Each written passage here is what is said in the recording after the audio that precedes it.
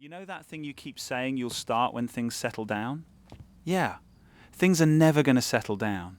That's not me being dark, it's just true. And once it clicks, it changes everything. So I want to talk about waiting. Specifically, the waiting we all do while telling ourselves we're our fine. Everybody's got a version of it. The business you'll start once you've saved a bit more, or gym you'll join in January. Maybe the person you'll message once you feel a little more put together. Even the channel you'll begin once you've watched just a few more videos on how to do it right. It always sounds so reasonable in your head. You're not quitting on the thing. You're just, waiting for the right moment. I did this for years. And I mean years, not weeks. So this one's a little personal. What I've come to believe about the right time, it doesn't exist. It doesn't shows up. You're waiting at a bus stop for a bus that was cancelled before you were born.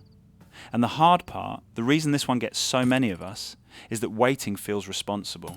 It feels mature even. When you say, I'll start when I'm ready, nobody argues with it. Your brain loves it because it gets to keep the dream alive without any of the risk of actually chasing it. You get to feel like that guy who's going to do the thing without ever being someone who might fail at doing it. It's the most comfortable trap there is because it doesn't even feel like a trap.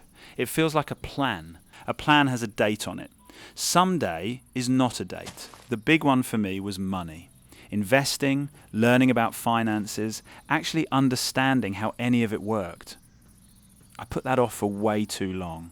And I had all these reasons that sounded fine at the time. I told myself I'd start investing once I had more money to put in, because what's the point with the little bit I had? I'd learn about finances properly once I had the time to sit down and really study it. I would get into personal growth stuff, self-improvement, when life calmed down a bit. There was always some condition. Some reason it made more sense to wait a little longer. And the whole time, I genuinely believed I was being sensible. I wasn't procrastinating in my head. I was waiting until it made sense. That's the story I told myself, right up until I realised the waiting had just quietly become the thing I did instead of starting. When I finally did start, when I actually began putting a little bit into the market and reading about finances and taking the personal growth stuff seriously, it helped me. A lot. Like more than almost anything else I'd done. And the first thing I felt wasn't even excitement.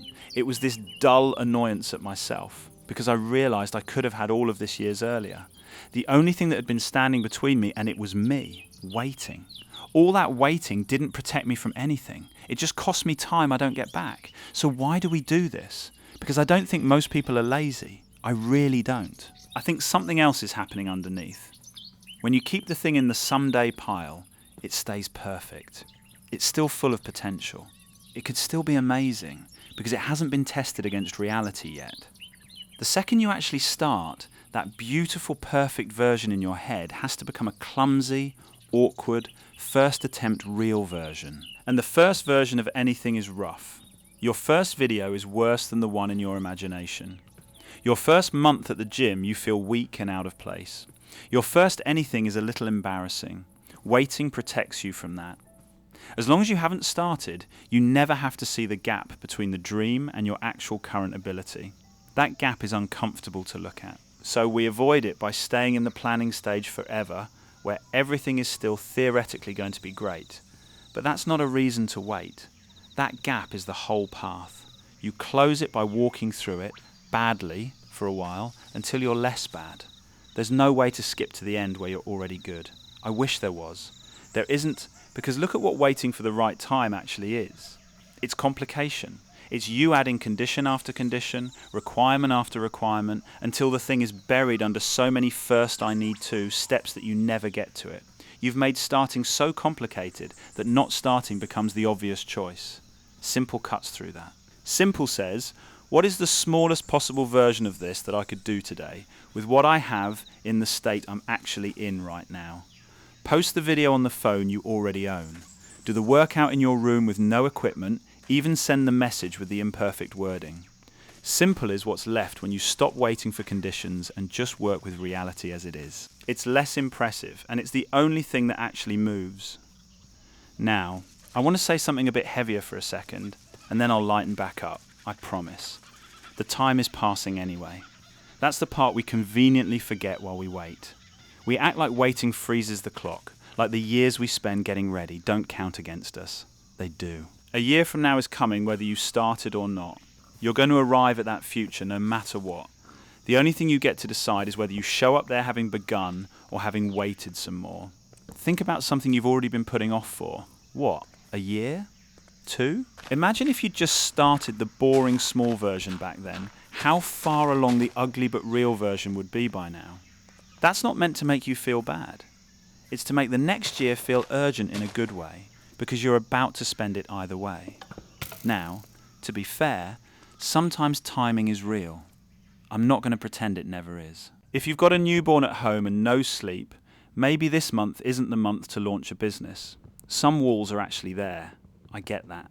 But be honest with yourself about which is which. Real bad timing has a specific, nameable reason and usually an end point. I physically cannot do this until this or that is over is real.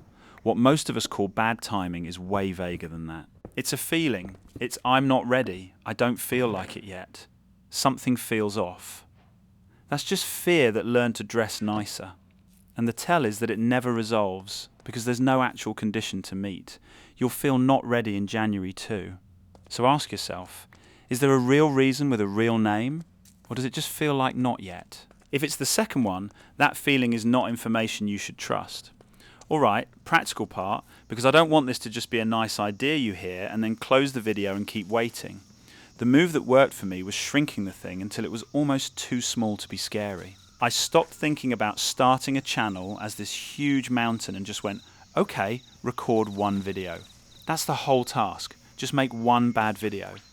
Once the task is small enough, the fear kind of loses its grip because there's nothing that impressive to fail at.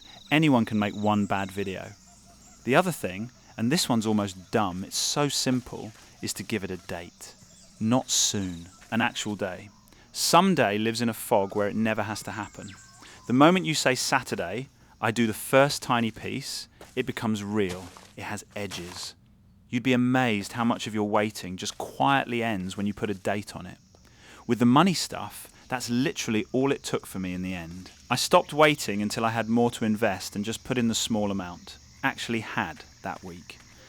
Not a big move. Kind of an embarrassingly small one.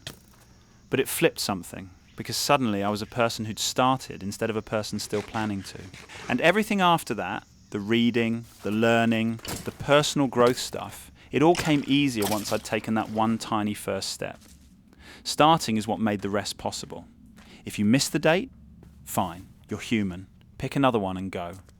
The point isn't to be perfect about it. The point is to stop treating the start like it needs permission from some future version of you who has it all together. That version isn't coming to save you either. It's just you, later, probably still a bit unsure, same as now.